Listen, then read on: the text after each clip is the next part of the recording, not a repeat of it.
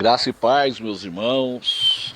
Hoje é 21 de abril do ano 2020. Hoje é terça-feira. Hoje eu queria compartilhar com os irmãos, bater um papo com os irmãos sobre essa questão de marcadores de datas, né? Esse negócio da pessoa marcar datas para a volta de Jesus, para o arrebatamento da igreja, isso aí só traz prejuízo para a obra de Deus. Jesus ele não vai vir em datas que homens marcaram. Isso aí já teve vários desapontamentos. Nós sabemos que isso aí não dá certo.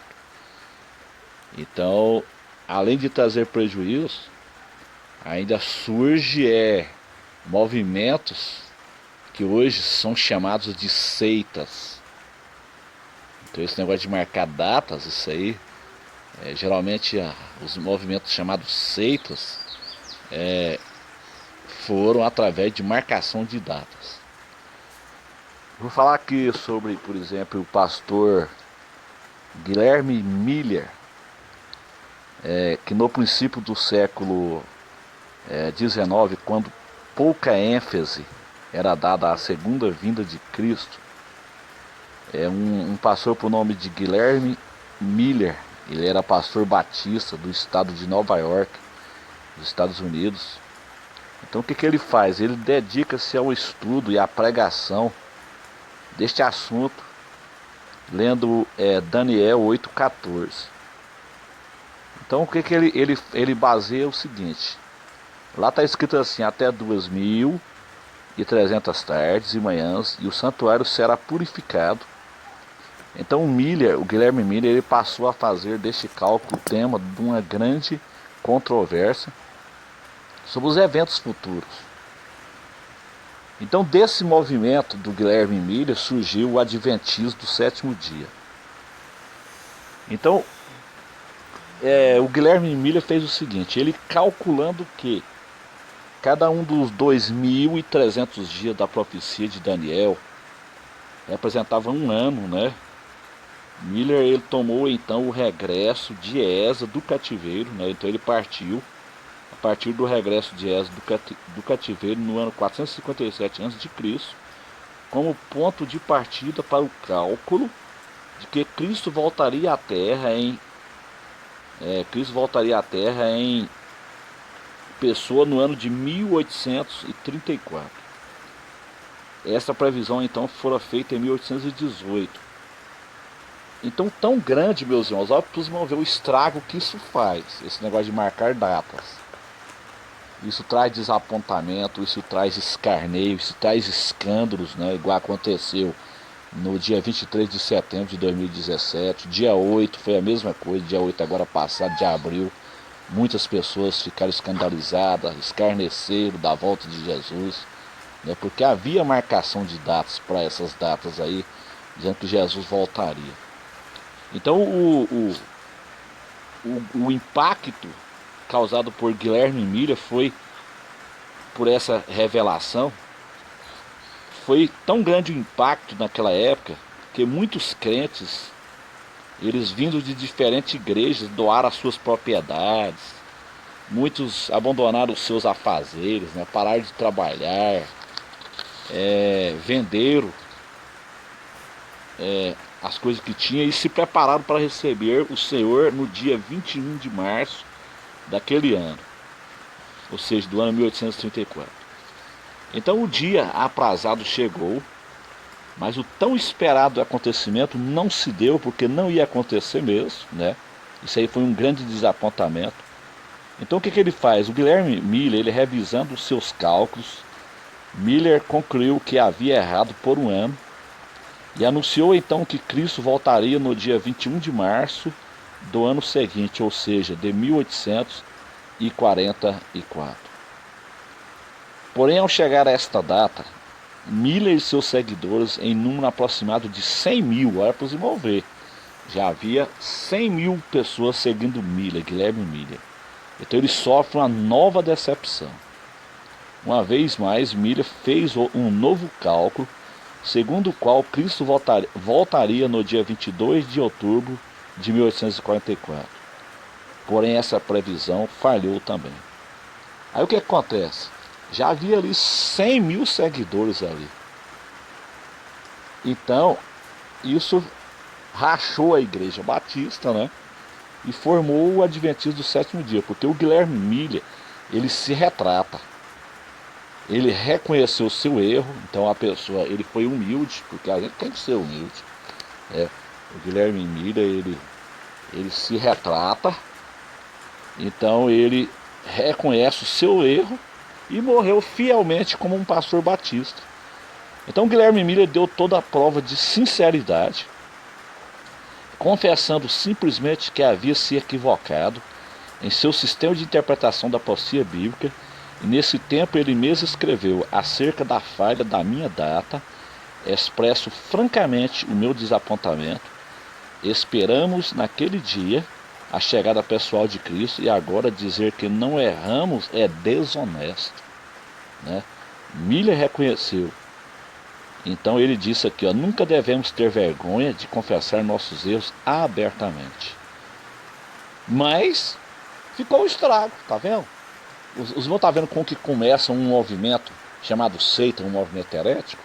Miller, ele marcou a volta, Guilherme Miller, né, ele marcou a volta de Jesus, Jesus não veio, ele reconheceu o erro dele, mas ficou um estrago, porque já havia um grupo de pessoas ali que já estava ali totalmente alienada e seguiu os ensinos de Miller. Olha aqui, não obstante Miller ter reconhecido o seu erro em marcar o dia da volta de Cristo pela interpretação da profecia, nem todos os seus seguidores estavam dispostos a abandonar essa mensagem. Dos muitos grupos que o haviam seguido, 3 se uniram para formar uma nova igreja, baseada numa nova interpretação da mensagem de Miller. E esta nova interpretação surgiu de uma revelação de Aaron Edson, fervoroso discípulo e amigo de Miller. Segundo Edson, olha aqui, o Miller se retratou, mas o Edson deu sequência. Segundo Edson, Miller não estava equivocado em relação à data da vinda de Cristo, mas sim em relação ao local. Disse ele que na data profetizada por Miller, Cristo havia entrado no santuário celestial, não no terrenal, para fazer uma obra de purificação por ali. Então ele interpretou desta forma. Esse Edson aqui, ele cria uma nova interpretação acima do que Miller havia ensinado. Mas o Guilherme Miller, né, humildemente aqui, ó, ele não aceitou essa interpretação e nem seguiu ao novo movimento. Quanto a isto, ele mesmo escreveu. O Miller mesmo. Ele mesmo escreveu o seguinte, o Guilherme Miller. O que ele escreve aqui?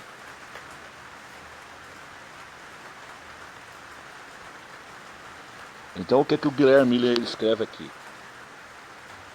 Não tenho confiança alguma nas novas teorias que surgiram no movimento, isto é, que Cristo veio como noivo, e que a porta da graça foi fechada, e que em seguida a 7ª trombeta tocou, ou que foi de algum modo o cumprimento da profecia da sua vinda. Isso está escrito no livro A História da Mensagem Adventista, na página 412. Até o fim dos seus dias, em 20 de dezembro de 1849, com 68 anos incompletos, Miller permaneceu como cristão humilde e consagrado. Ele morreu na fé e na esperança de estar em breve com o Senhor. Então o Guilherme Miller, ele marcou a volta de Jesus, não deu certo, ele se retratou